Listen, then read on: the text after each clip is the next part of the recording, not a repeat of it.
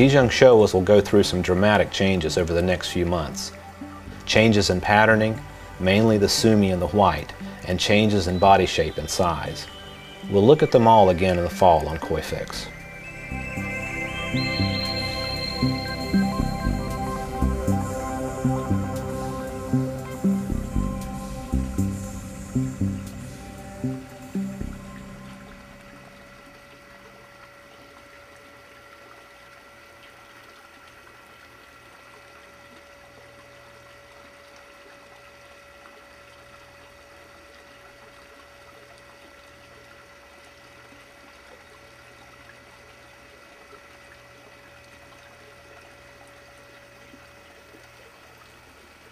In the middle tub are ones that weren't chosen to grow out, and in the far tub are more that were chosen, but will go into a different grow out pond that will be harvested in late September rather than going to the end of October.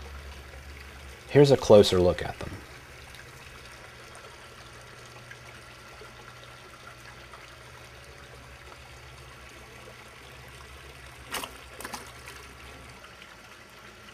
A close look at the skin and sumi development at this age.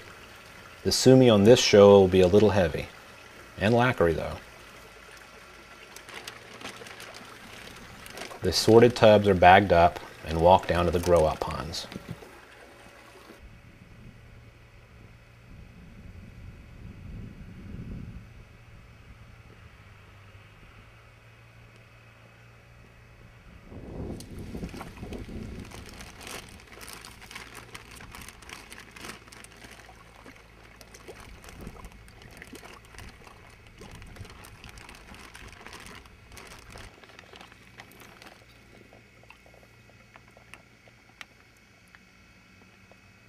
After some acclimating, they're released.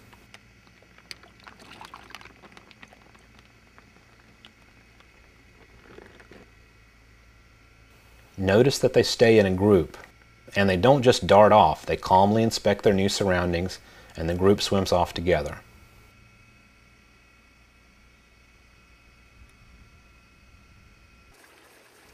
A few of the toci have had a rough winter, so I apply a salt paste before putting them out. This isn't an infection. Notice it's not red or fleshy looking. It's likely a place where a fungus or parasite colony set up camp over the long winter. A storm rolls in, but I've got to keep moving. These koi all have to be sorted and moved today. Next I gather up the sankes.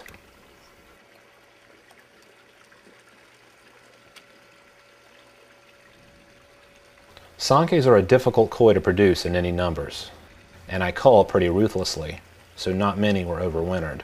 A truly good sanke to me is very exciting. Which would you choose?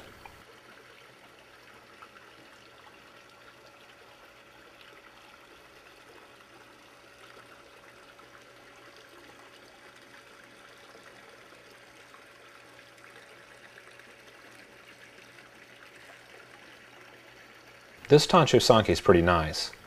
Notice the way the skin reflects light.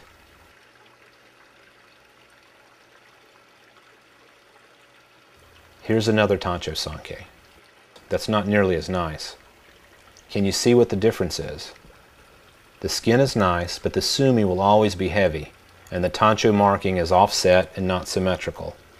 Deciding which sumi will stay and which will go is tricky.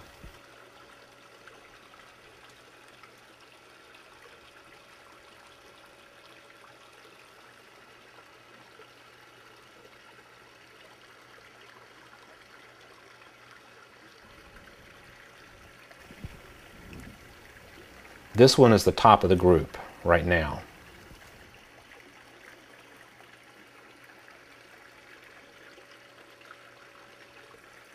Another good solid sanke.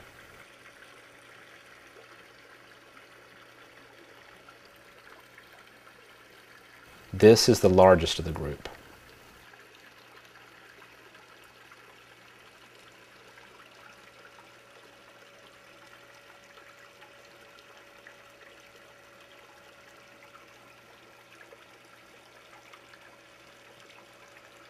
The sumi on this sanke looks heavy now, but in reality it's not. The white ground will change this in the future. This one's in a much lower class.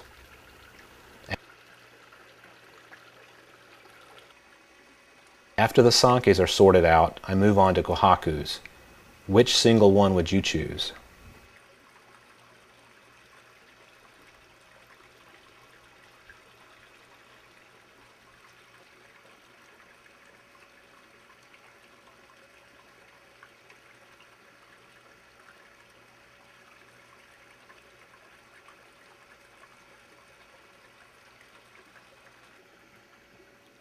As careful as I try to be, accidents do happen. This one scraped its head. It looks like it was scraped earlier than today, though.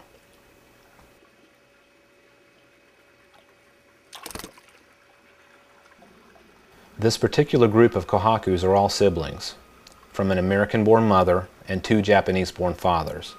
Notice the characteristics: body shapes, style of kiwa and sashi, color tint, and patterning. Some of the look you're seeing is a result of culling, and some is genetics.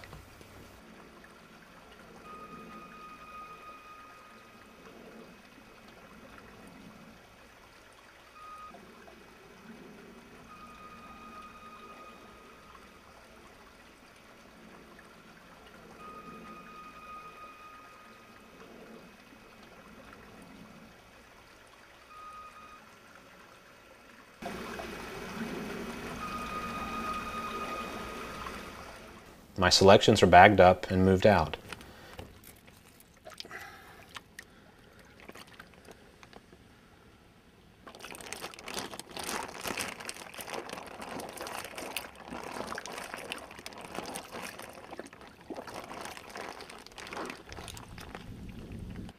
I won't see these koi up close like this again for another 6 months.